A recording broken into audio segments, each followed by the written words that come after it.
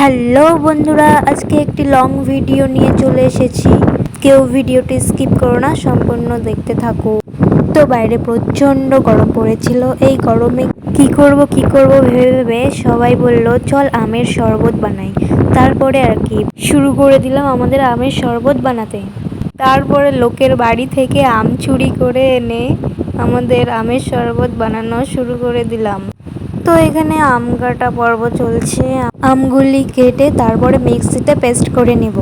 তারপরে দেখুন বন্ধুরা, ওখানে একজন লাইভ করছে।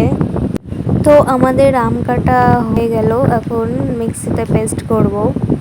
তো বন্ধুরা, এখন আমাদের মিক্সিতে পেস্ট করা হচ্ছে। পেস্ট করা হয়ে গেছে, এখন একটা পাত্রে পেস্টগুলি ঢেলে নিল। এইবার চলে আসবো মেইন পর্বে। তো আমাদের আম পানা বানানোর জন্য যা যা দিয়েছিলাম আর কি, লবণ, লেবু পাতা, বরফ দিয়েছিলাম একটু। এইবার দিয়ে দিলাম চিনি। চিনিটি অনেক লেগেছে, মানে যেমন স্বাদ খেতে চাও তেমন মাপের চিনি দিবা।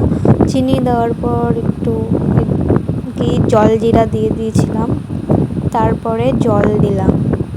জল দেওয়ার পরে একটি হাতা দিয়ে ওটিকে সুন্দরভাবে ঘেটে নিয়ে নিতে হবে।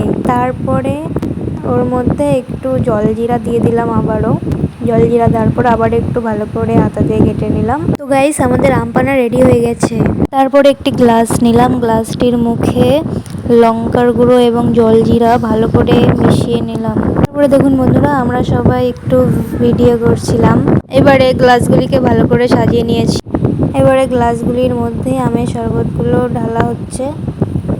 গ্লাসগুলির মধ্যে আমের শরবতগুলো সব ঢেলে দিয়েছে। এবারে ওর উপরে একটু জলজিরা ছিটিয়ে দিল।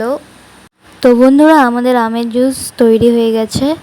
এখন খাওয়ার পালা হয়। এখানে দেখুন কতজন আমের জুস খেতে চলে এসেছে। তো বন্ধুরা, এই আমের জুসটি সত্যি অসাধারণ খেতে হয়েছিল।